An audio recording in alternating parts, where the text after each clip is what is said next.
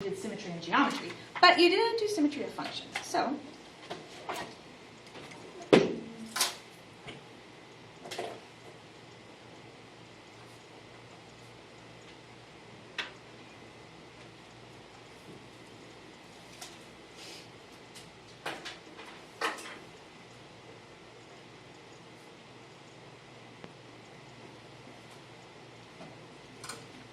okay, y-axis symmetry. I know you can tell me what y-axis symmetry is, right?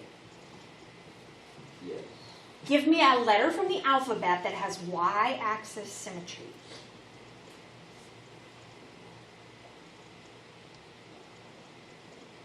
Y. Capital Y, yes. M, W, A. Anything that you can split in the middle and fold in half and it's the same on both sides? Letter E, capital E. Does it have y-axis symmetry? No. What kind of symmetry does it have? X-axis symmetry, because you could cut it in half this way and fold it. But so I know you know what y-axis symmetry is. What we have to do is prove it without a graph. So it's not hard. Here's the notation.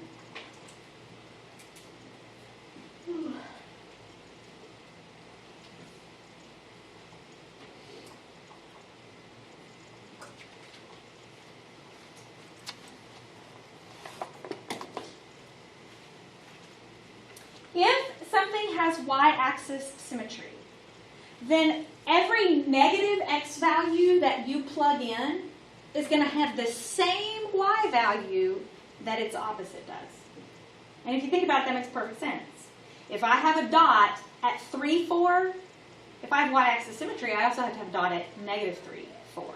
So that's what this notation means. I'm going to show you how to use it in just a second. Besides y-axis symmetry, we also have x-axis symmetry.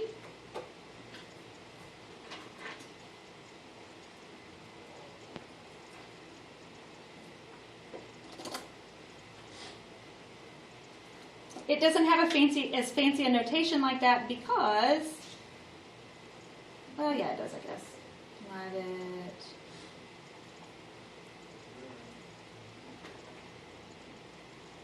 I can't.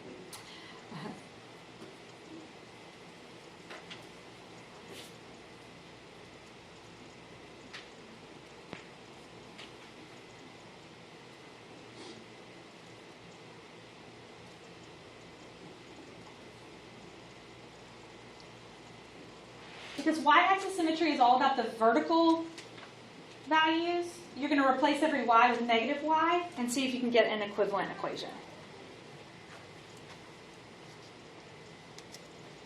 And then there is one more type of symmetry.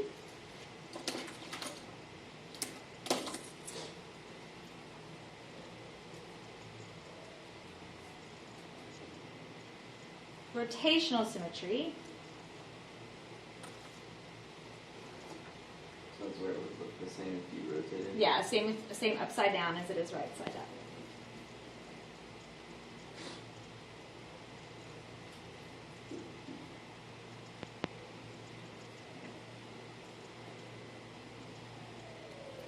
They sometimes will call it being symmetrical about the origin.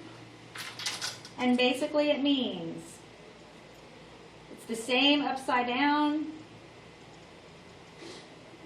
as it is right side up.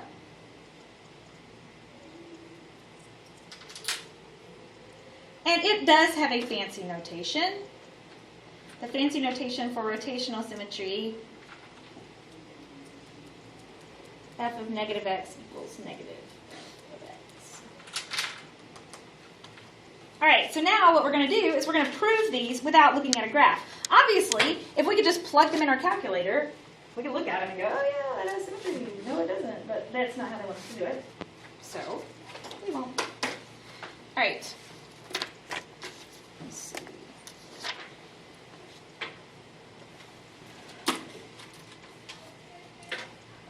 We're going to do a few, and we're going to test for all three. So.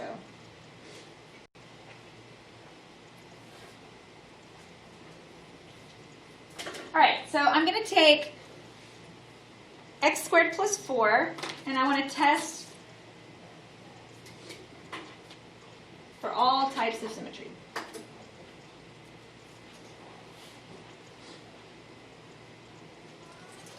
So actually, when you're testing for y-axis symmetry, you'll also be testing for rotational symmetry. Because if you look, the negative x is the same on those two. It's the outcome that's different. So that's going to tell us whether or not it's y-axis or rotational. And it doesn't have to be either one. It doesn't have to have any symmetry at all. All right, so what we're going to do is we're going to take negative x, and I'm going to plug it in everywhere there's an x value. So that's negative x squared plus 4. And then simplify that to get your final outcome.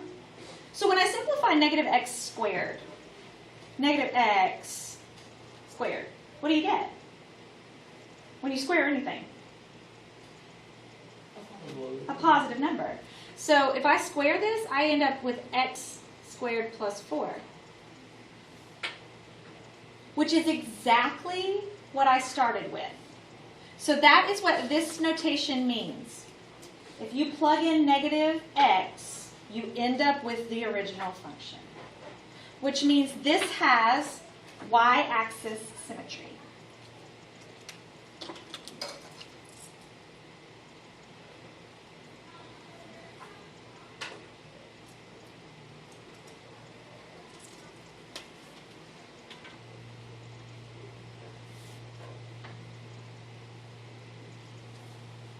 I can also look to see, does it have rotational symmetry?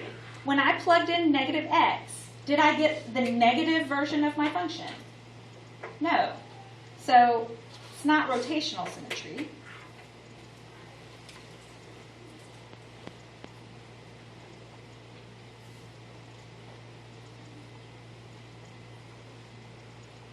Now to test for x-axis symmetry, we're going to replace y with negative y. So if I do negative y equals x squared plus 4, and then simplify that to put it in function notation, that would be y equals negative x squared minus 4. Well, they wanted me to get the exact same equation I started with, and I didn't.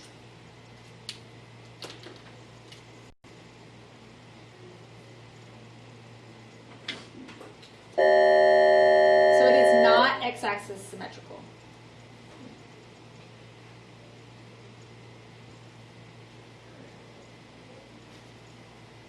Does that make sense? Everybody good? Let's try another one.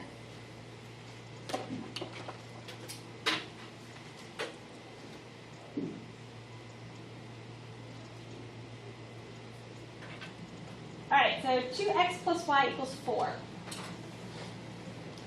So first thing I'm going to do is plug in a negative x.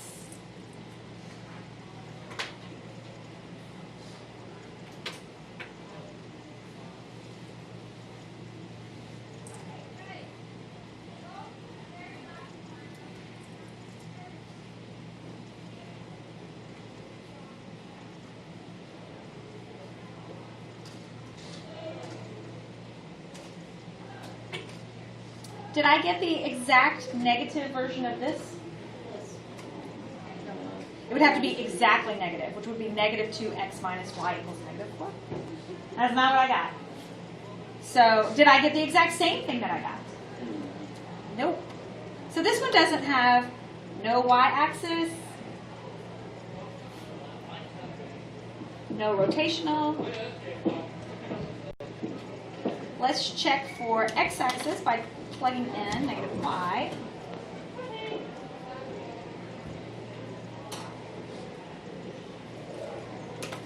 Nope.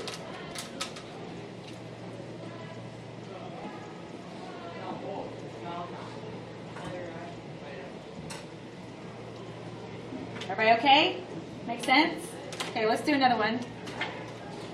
Let's do...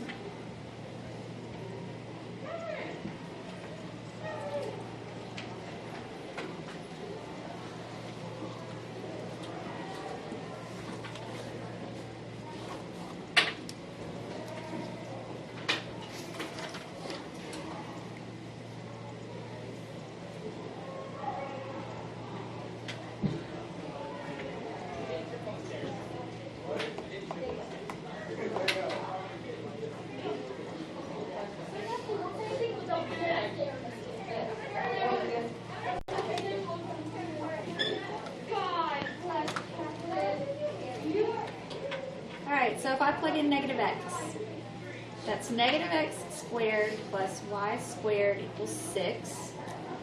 Simplify that, and you get x squared plus y squared equals 6. So it does have y-axis symmetry.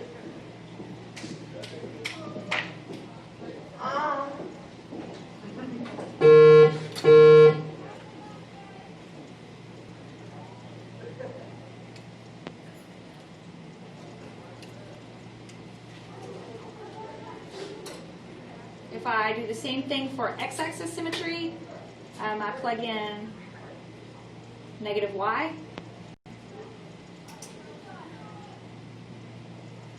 And simplify, I get x squared plus y squared equals 6.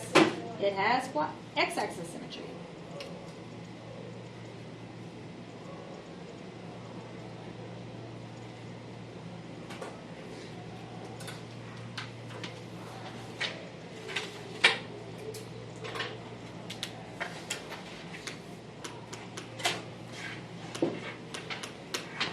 It has rotational symmetry also. What shape is that?